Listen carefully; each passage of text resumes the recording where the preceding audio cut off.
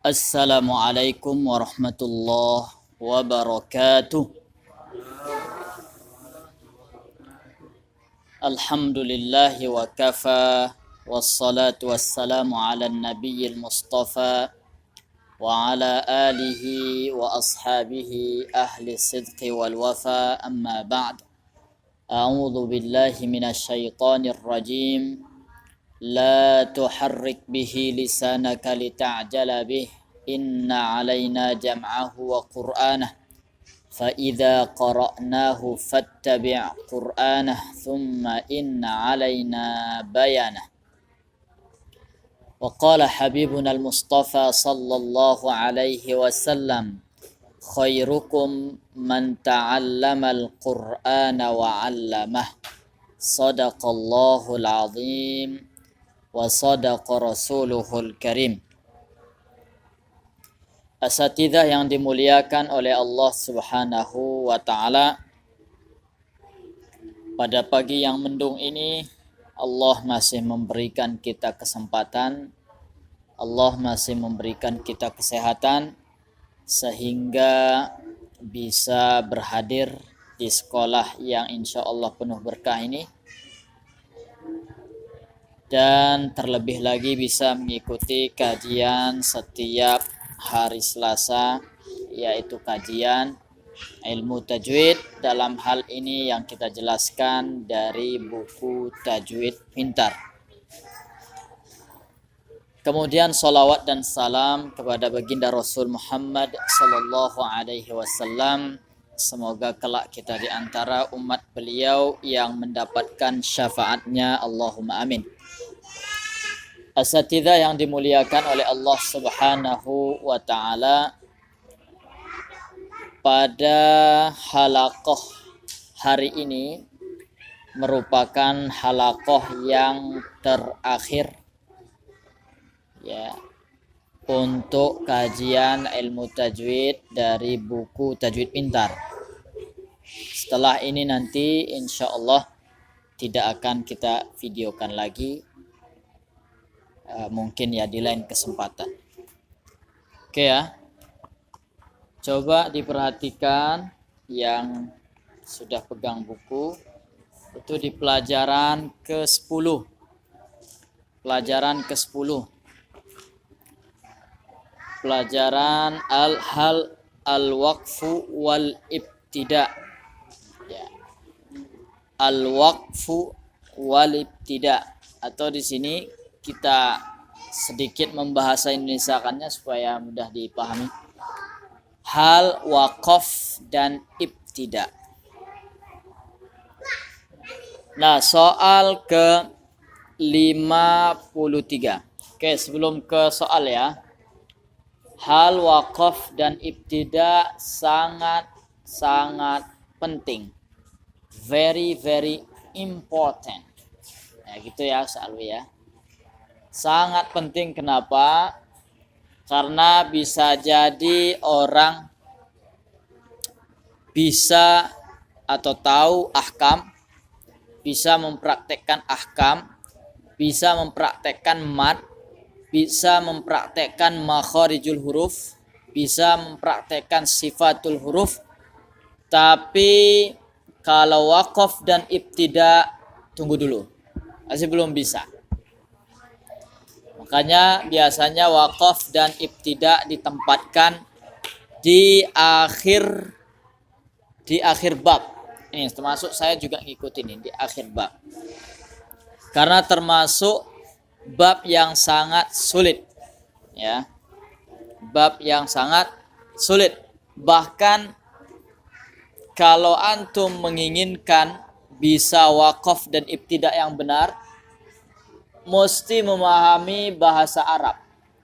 Jadi kalau melihat tanda-tandanya saja itu masih sangat dasar sekali.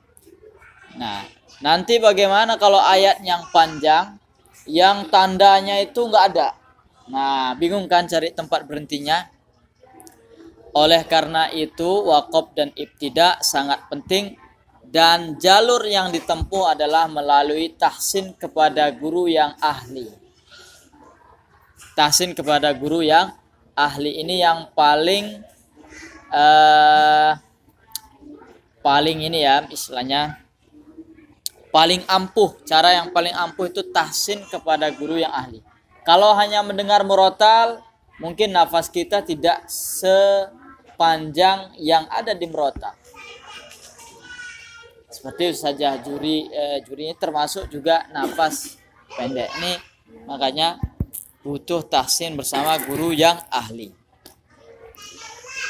Nah, soal ke-53, apakah yang dimaksud dengan waqaf? Sakta, kemudian ibtida dan qata'. Jadi 4 hal ya. 4 hal di sini. Waqaf dari kata waqafa yaqifu. Artinya berhenti, berdiri. Nah, kemudian ada sakta dari kata sakata yaskutu. Artinya diam ya, artinya diam. Kemudian ibtada'a yabtadi'u, memulai. Kemudian qata' dari kata qata'a yaqta'u, memutus. Nah, ini pengertiannya. Waqaf menghentikan suara dengan mengambil napas pada akhir kata dalam membaca Al-Quran dengan niat menyambung kembali. Jadi waqaf itu niatnya menyambung kembali. Jadi misalnya saya berhenti, alhamdulillahi rabbil alamin. Jadi cari napas. Baru saya lanjut ar-rahmanir rahim gitu ya. Kemudian yang kedua ada sakta. Sakta ini unit kecil dari waqaf ya. Menghentikan suara sejenak tanpa mengambil napas dengan niat menyambung bacaan kembali. Jadi berhenti tanpa menarik napas ya. Contohnya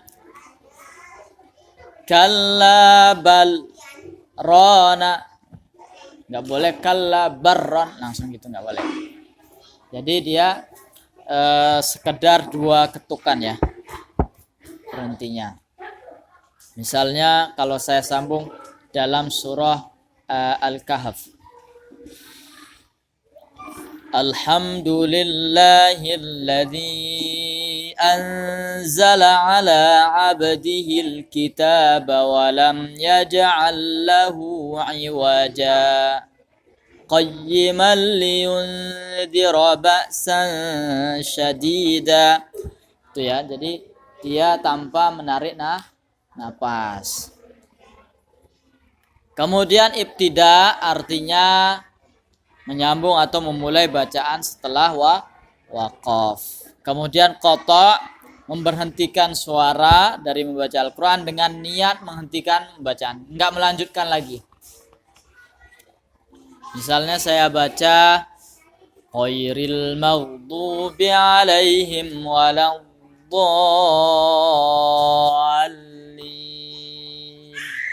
Udah enggak saya lanjutkan lagi. Itu namanya qata', dan bahkan biasanya ditandai dengan shadaqallahul azim. Shadaqallahul azim itu artinya hanya sekedar aba-aba. Ya. Kalau zaman Nabi dulu nggak ada. Setelah baca shadaqallahul azim. Kemudian soal ke-54, sebutkan jenis-jenis waqaf dan jelaskan maknanya.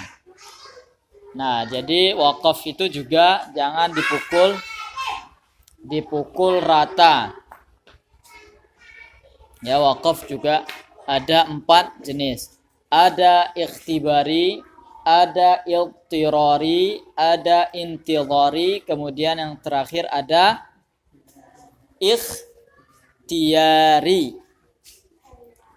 Ikhtibari dari kata ikhtabara yakhtabiru, artinya seperti menguji ya, menguji. Kemudian iltirari dari kata iltarra yaltarru, artinya darurat. Kemudian intidhari dari kata intadhara yantadhiru, artinya menunggu. Kemudian ikhtiyari dari kata ikhtara yakhtaru, artinya memilih. Nah, kita lihat pengertiannya. Waqaf ikhtibari boleh berhenti pada kata mana saja dalam Al-Quran dengan maksud untuk belajar dan mengajar. Bagaimanapun cara mengucapkannya sesuai qiraat dan bentuk resem tulisan Utsmani. Jadi kalau misalnya yang ikhtibari ini menguji ya, pas ketika saya menguji misalnya, saya berhentinya gini, alhamdu, ikuti alhamdu, alhamdu, alhamdu. Jadi dia berhentinya model-model kayak gitu. Alhamdulillah, alhamdulillah. Jadi hanya untuk menguji dan mengajar. Kemudian yang kedua waqaf iltirari. Ini waqafnya berhenti tiba-tiba karena pernapasan pendek atau lupa, termasuk juga sebab batuk, bersin, keselak, ngantuk atau sebagainya. Jadi ini karena apa? Ya karena hal darurat di luar yang direncanakan. Misalnya saya baca Alhamdulillahi Rabbil Alamin Ar-Rahman. Saya ngantuk kali saya Ar-Rahmanir-Rahim. Saya ulang lagi. Nah, kayak gitu ya. Atau batuk. Atau suaranya ini lehernya agak sakit. Itu namanya waqaf iltirari.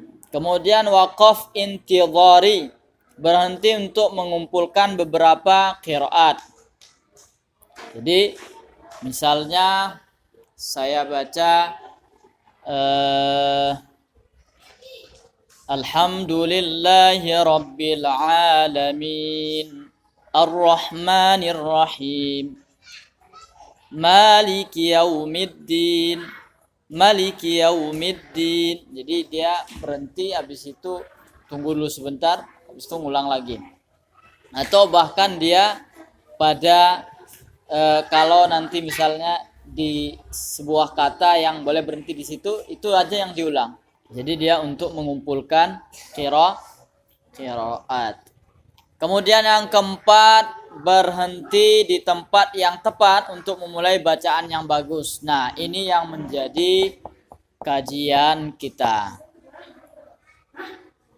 Yang menjadi waqaf yang dipelajari di tahsin. Soal ke-55, sebutkan macam-macam waqaf ikhtiyari beserta contohnya. Makanya disinilah ikhtiyari ini yang saya buat terakhir, dan karena itu yang akan dibahas. Waqaf lazim mengharuskan membaca berhenti ya. Satu, ini ada waqaf lazim, ada waqaf tam, ada waqaf kafin atau jaiz, kemudian waqaf hasan, waqaf mamnu, berikutnya waqaf ta'anuq. Ya. Nah, dia sebenarnya ini kan sudah dirinci sesuai sama tulisan simbol-simbolnya itu kan. Sebenarnya kalau secara garis besarnya itu ada. Nah, waqaf lazim biasanya ditandai dengan mim kecil ya, mimnya kecil.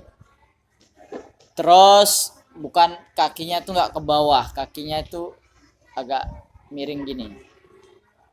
Nah, kalau itu nampak di atas ayat, di atas kata, itu wajib harus berhenti. Kalau disambung nanti maknanya jadi kacau. Karena ibaratnya dia kalau disambung itu pokoknya hancur lah, maknanya itu jadi berantakan. Misalnya contohnya ya, innama yastajibul ladzina yasma'un. Ini udah berhenti. Wal mauta yab'atsuhumullahu tsumma ilaihi yurja'un. Pokoknya kalau dilihat aja tandanya ada gitu, udah berhenti aja, jangan main lanjut aja. Kemudian ada waqaf tam. Nah, ini waqaf kalau kita berhenti di situ maknanya sudah sempurna. Bahkan ya dianjurkan berhenti atau berhenti lebih baik daripada melanjutkan atau wasol. Nah, ini juga banyak ya, banyak tandanya di Al-Qur'an.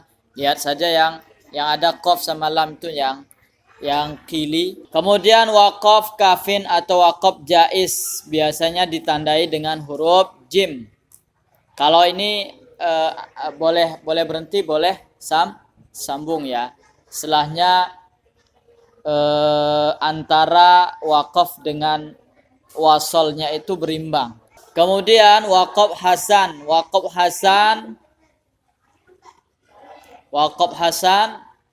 ini maknanya sudah sempurna. Kalau kita berhenti itu udah nggak jadi masalah ya. Tapi kalau kita lanjut itu lebih baik. Ibaratnya kalau apa ya, koma lah ya, koma kalau bahasa Indonesia. Biasa ditandai sili ya, sod sama lam. Kemudian waqaf qabih atau waqaf mamnu, berhenti pada kalimat yang belum sempurna. Maknanya karena masih sangat berkaitan dengan makna. Tapi ini juga lebih tepatnya sebenarnya membahasakannya, walaupun kita sudah berhenti dengan kalimat yang sempurna, tapi masih berkaitan dengan yang setelahnya. Makanya jangan heran kalau misalnya kita lihat mushaf ada di surah Al-Fatihah itu udah ada lamnya, ya kan? Waduh, masa aku nggak boleh berhenti? Nah gitu kan? Nah boleh berhenti, nggak masalah. Dia hanya masih berkaitan dengan yang setelahnya. Misalnya Alhamdulillahi Rabbil Alamin Ar-Rahmanir Rahim. Antara Ar-Rahmani Ar-Rahimi itu masih kembalinya kepada lillah tadi, kepada Rabbi tadi. Ibaratnya kalau istilah bahasa Arabnya masih atful bayan lah ya. Atful bayan itu sambungan penjelas, sambungan keterangan. Kayaknya sampai maliki yaumiddin 3 itu pasti sebagian mushaf tandanya lam. Nah ini nggak jadi masalah berhenti. Ada sebagian itu kadang malah takut berhenti ya. Ada memang sebagian kalau kita berhenti itu maknanya itu jadi apa ya? Contohnya ya, yang contohnya di sini misalnya di awal juz 2, wa ma ba'duhum bitabi'in qiblata ba'd wa la in ittaba'ta ahwa'ahum min ba'di ma ja'aka minal ilmi innaka idzal laminadh dhalimin. Kalau misalnya kita berhenti di min ba'di ma ja'aka minal ilm, berhenti kita kan, itu kita kurang beradabnya seolah-olah Nabi itu inilah istilahnya mengikuti hawa. hawa nafsu. Wala ini taba'ta ahwa'ahum, mengikuti keinginan orang-orang kafir atau orang-orang Yahudi. Mim ba'di ma ja'aka, setelah datang kepadamu pengetahuan. Seolah-olah kan gitu. Tapi kalau kita sambung, dia sudah ada jawabannya.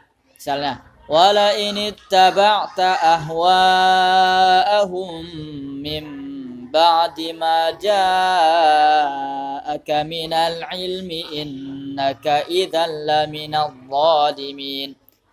Singkatnya gini dia.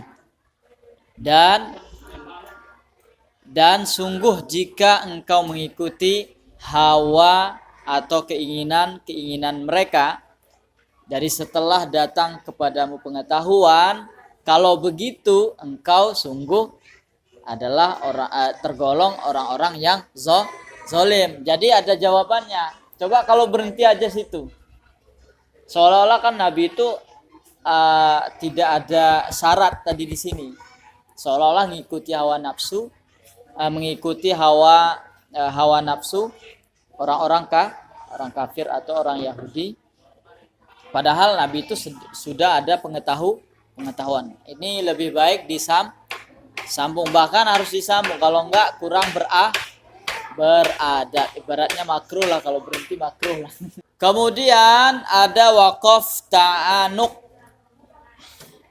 Ta'anuk ini dia biasanya dikasih tanda 3. Berhenti pada salah satu tanda saja. Pilih salah satu, nggak boleh berhenti satu, habis itu berhenti kedua lagi, nggak bisa. Ya. Ta'anuk ini karena masih ini ya, dia ibaratnya kalau kita berhenti dia bisa ditarik ke depan, bisa ditarik ke belakang, bisa ditarik ke depan. Contohnya seperti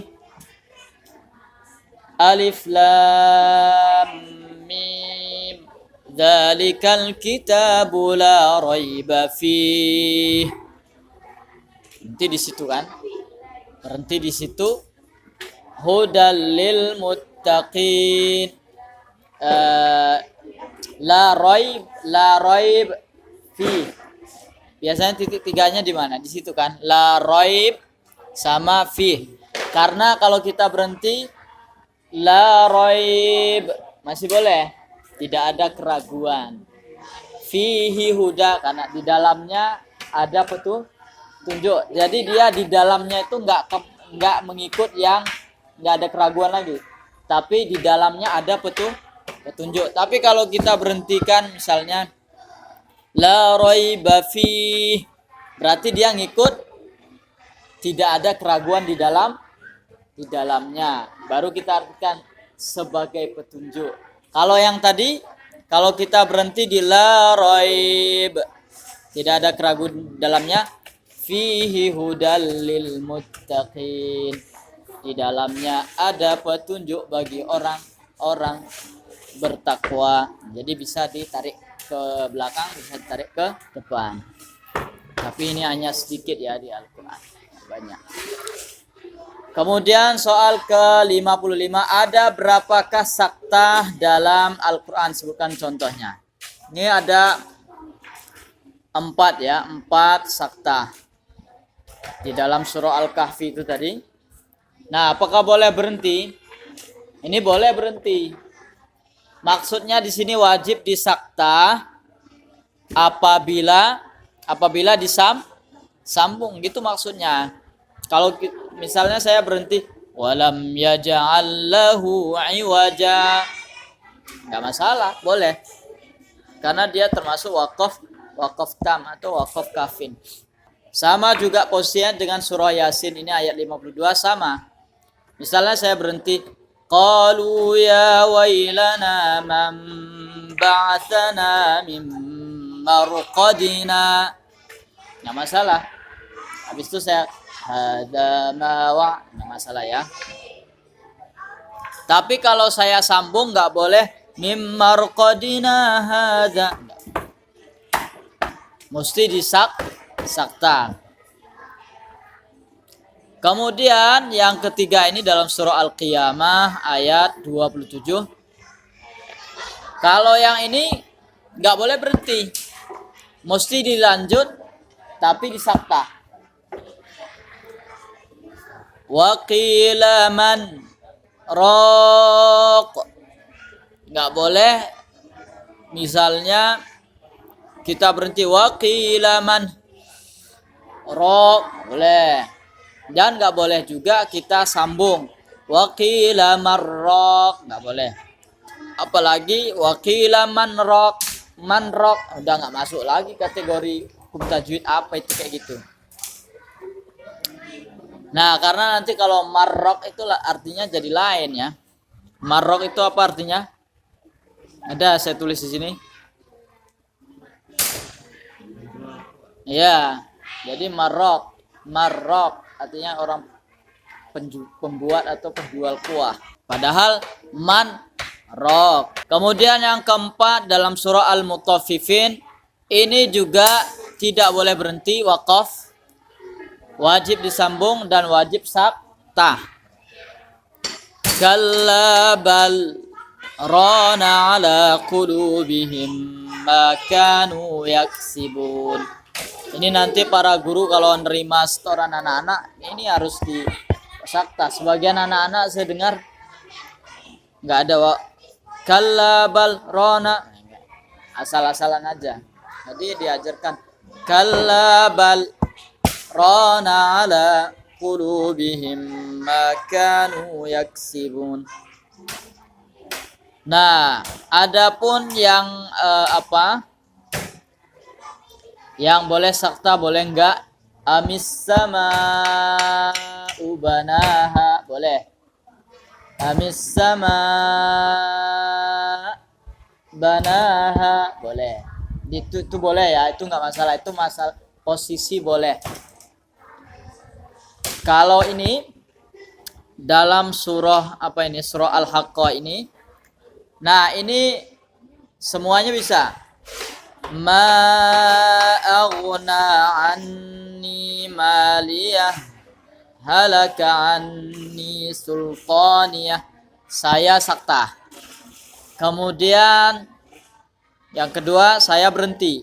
Ma aghna anni maliyah halaka anni sultaniyah.